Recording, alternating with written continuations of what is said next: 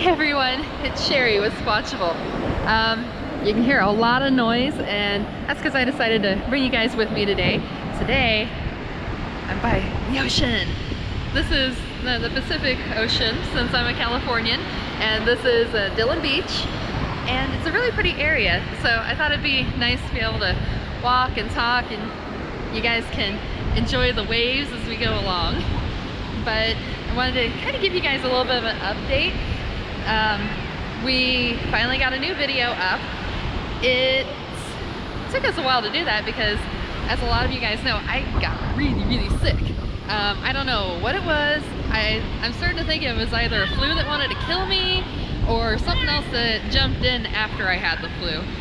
But I was really sick. And then right after that, YouTube started banning and demonetizing a lot of Bigfoot, paranormal, ghost, and YouTube and UFO channels. So if you haven't seen any of your favorites posting lately, there's a decent chance that that may be why you're not seeing them. And that's part of the reason why we weren't around for a little bit too, because the software that we use to do the videos, the elements that we use in it, is kind of pricey, so we kind of need that monetization to make sure that we get that covered. Now I know some of you have questions about the story that we just did, and that one is a unique one. So we put it as a story because we have done a lot of changing, but it is based on a woman's encounter. She just doesn't want to be associated with Bigfoot because of the kind of career field that she's in. So I changed the location. I added in some other details from other reports that have come out from the area that I moved the story over to. If you want to know why I moved where the story was, it's just that if you noticed in the beginning of the story talking about how long her family's been in the region, it was actually really easy for me to find her family's home just by looking at the details that she gave me. And so if I'm able to find it, I know there's other people that are able to find it, and she wants to keep private, so I changed the state completely. And so I used some of the stories, or some of the other encounters that people have mentioned in Kentucky and some of the details from it to add on to it and enhance it, since I was already changing it anyways and I couldn't call it an encounter, because if it's an encounter, I am using what they're saying precisely. So that's a little bit of a background on that. So the key part that was from her story is that she did say that there was a Bigfoot that was spending time in her barn and that she was feeding them walnuts. A lot of the other stuff I filled in, you know, like I said, based on other reports and encounters from that area and little details. If you have no clue what I've been talking about this whole time, just look in the description. We'll include a link to it. It's a video that we released just before this one. Sean, he gives weird titles to things. You'll have to forgive him. He's a little silly. Forest pet Bigfoot goes beast mode on Predator. Here's Sean. But that's kind of a little bit of a background on the video. If you have any particular questions about it, as long as it doesn't go into trying to find out exactly where this truly occurred or the lady's name, I'd be more than happy to answer those questions for you. You can just put it down in the comments below. And really, thank you so much for everybody that, you know, wished me well and stuff. I'm really happy to be back with you guys because y'all are so much fun, and I just enjoy being there with you guys and chatting with you guys and saying thank you, seeing what you guys have to say. And for me, it's fun to give you guys things that make you happy. So I hope that I can continue doing so.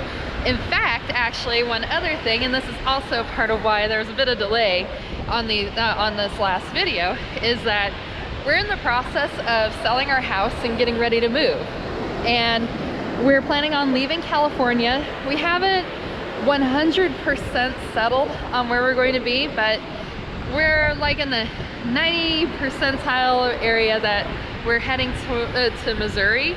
As soon as we know for certain about where we're going to go, we'll let you know. But hopefully, once we're out in that area, since it's such a central location, we're hoping that for these stories, we can actually go more to these locations and get you guys video from there to add to these stories to really enhance them for you.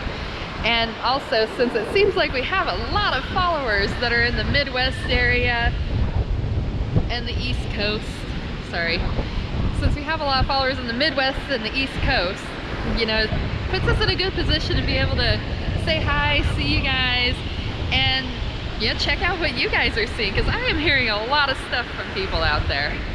Yeah, no, for us, my dad, he actually lived in Merriam Woods, Missouri, so I know a little bit about Missouri, but it's largely the whole Branson and that area, and more of the Everton, Arkansas area that I know about.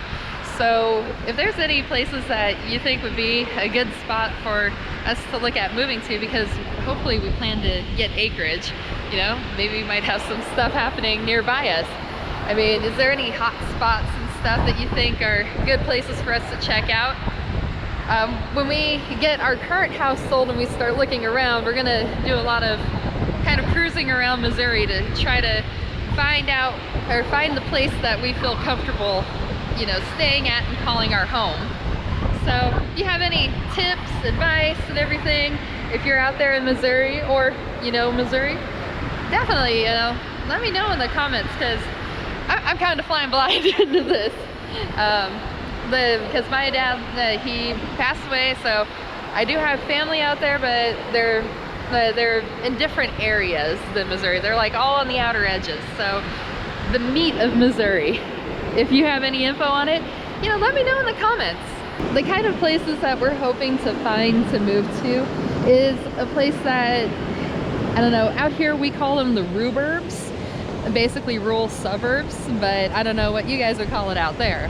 A place that, you know, has acreage on the properties, but actually has, you know, a little bit of a town going on, because we definitely go to Starbucks and do our work from Starbucks a lot. Also, we are big lovers of parades and like town events. We're kind of dorks. And we definitely need a place that is known for good internet service. I'm finding out that I can't find nothing out about internet service, but yet when I look online, they say in general Missouri has really good internet service. So if you have any info on that, if there's any towns that are still stuck in the pre-computer age, you know, definitely let me know so I can avoid those places to find a new place to live. Another thing that we're hoping to be able to do, depending on how things go on selling our house out here, is we're hoping to get our hands on an RV and be able to go out and do more of this stuff and be more out there and active with everybody.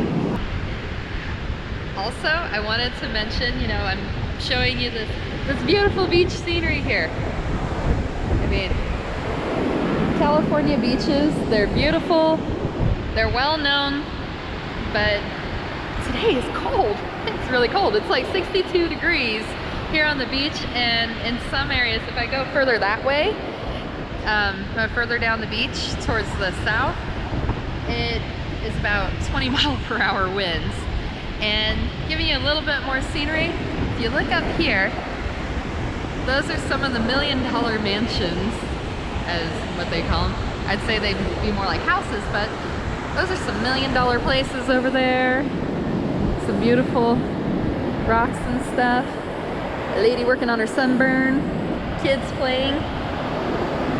Yes, we let our kids play in the freezing cold ocean. Seriously, hypothermia here. As for why we're leaving California, you know, I was born and raised here. You know, I grew up having an ocean nearby, the mountains nearby. You know, this has always been my home, but it's kind of expensive to live here.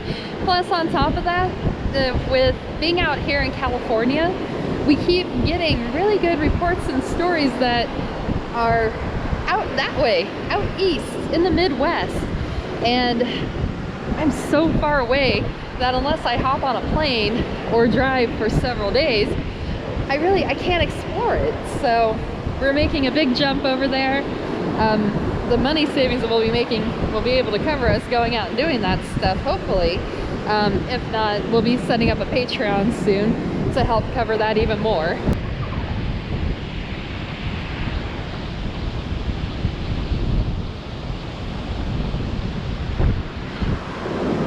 It looks like the parasail surfer skier people are out here. Looks like they're getting set up.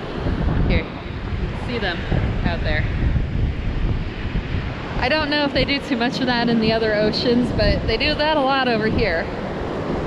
But you have to wear full warm clothes because you'll get hypothermia in our ocean. People see like all this stuff on TV and they think of like LA beaches, which LA beaches are still cold. But up here, it's popsicles. If you're wondering what beach we're at, this is Dillon Beach. It's a little bit north of San Francisco, but not too terribly far. It's definitely a nice place. It's a really popular beach, but the wind was so high today that I think a lot of people gave up.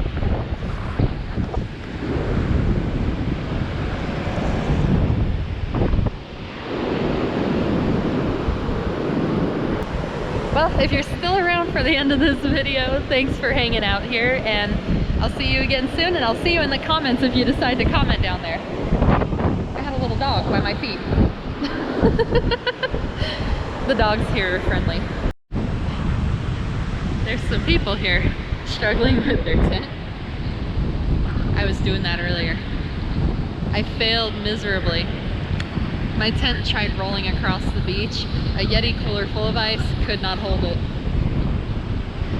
I don't think they're gonna beat the wind. And they're even sheltered by the dune. Again though, everyone, thank you so much, for all the well wishes.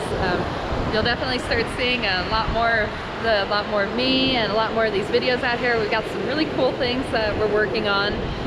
Also, we've got some encounters, like actual reports and encounters that we're working on, as well as stories. So hopefully we will get those out there to you sooner rather than later.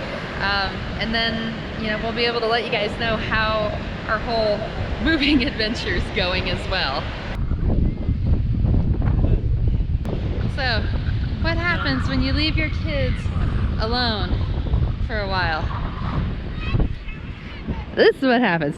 There's a live kid under here. Summer, you gonna say hi? Are you alive? So she's buried she wanted to be buried under the sand to warm up. So it's not just a torture device.